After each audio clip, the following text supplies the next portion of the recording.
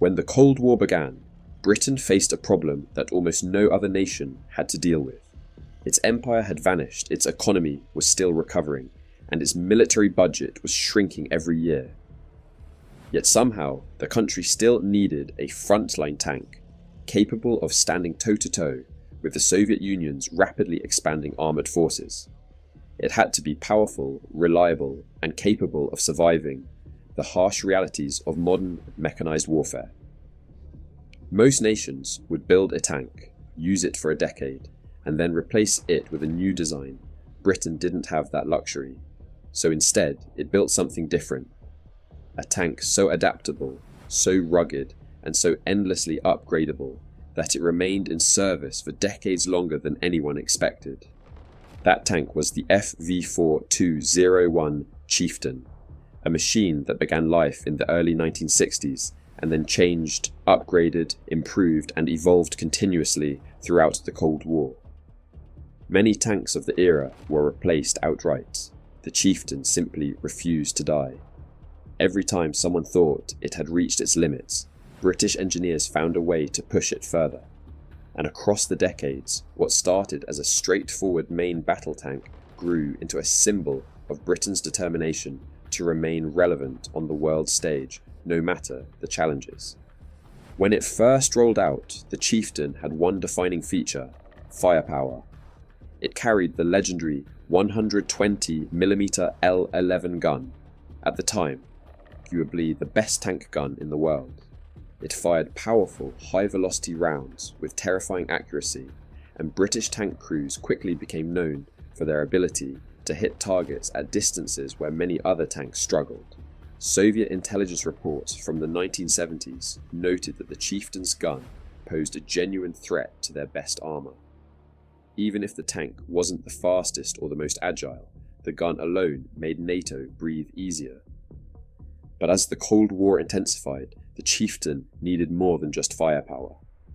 It had early mechanical issues, especially with its engine, which was often described by soldiers with phrases that cannot be repeated in any polite context. The tank was heavy, and the power plant struggled under the load. Some joked that the Chieftain had two speeds, slow and broken. Yet rather than abandon it, Britain doubled down. Engineers overhauled the systems, strengthened components, and introduced incremental upgrades year after year. And slowly the tank transformed. Its armour, already impressive for its time, became even more formidable when new arrays and composite materials were added.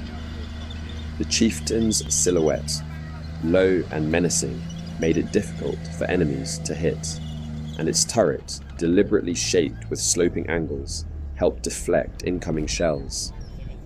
In an era where Soviet tanks prioritized speed and aggression, the Chieftain represented something else entirely: the philosophy that a tank should outshoot the enemy before it could be outmaneuvered. The Middle East became the proving ground for many Chieftains.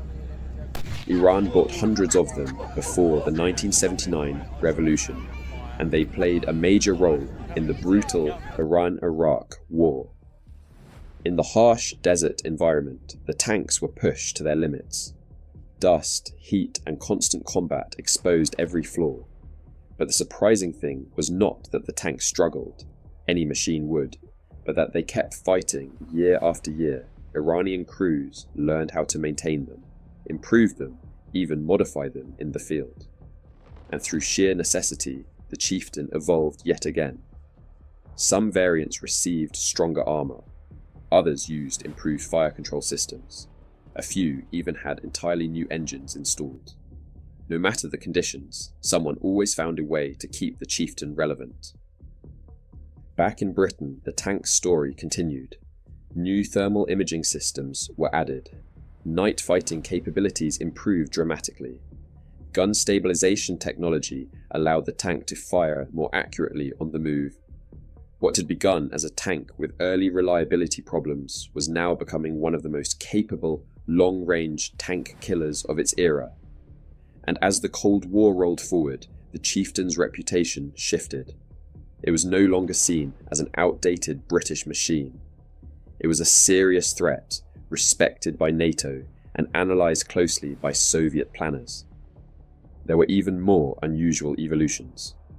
The British Army developed special variants for engineering tasks, bridge laying, recovery operations, and breaching fortified positions.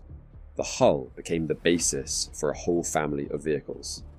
In the hands of experts, the platform showed astonishing flexibility. It was clear that the Chieftain was never meant to be perfect. It was meant to be improved, continuously, relentlessly, without pause.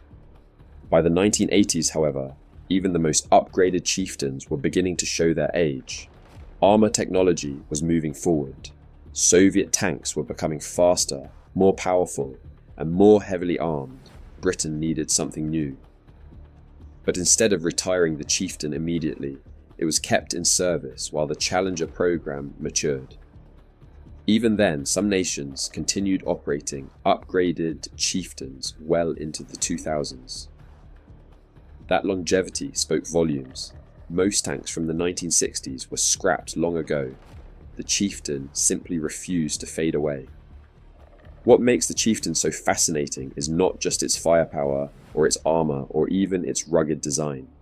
It is its story, the story of a machine that Britain refused to give up on a tank that started with mechanical problems, so severe that crews dreaded long marches, yet evolved into a platform feared for its accuracy and respected for its endurance. A tank that fought in deserts, trained in frozen Europe, and served in dozens of configurations across 40 years of military history. It was never the fastest, never the most modern, and never the most glamorous, but it was dependable, adaptable, and built with a kind of stubborn resilience that mirrored the country that created it. In many ways, the Chieftain represents the British philosophy of Cold War engineering. It wasn't about perfection. It was about steady, relentless improvement, a willingness to fix problems rather than replace solutions. A belief that a well-designed machine can evolve indefinitely if given the right attention. And for decades, that belief paid off. The Chieftain became a veteran of countless exercises, a backbone of training doctrine, and a trusted workhorse for allies around the world. Today, long after its retirement, the Chieftain still holds a place in military history as Britain's Cold War beast, a machine that never stopped evolving.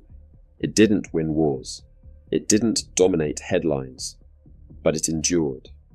And in the world of armoured warfare, endurance is often the greatest achievement of all.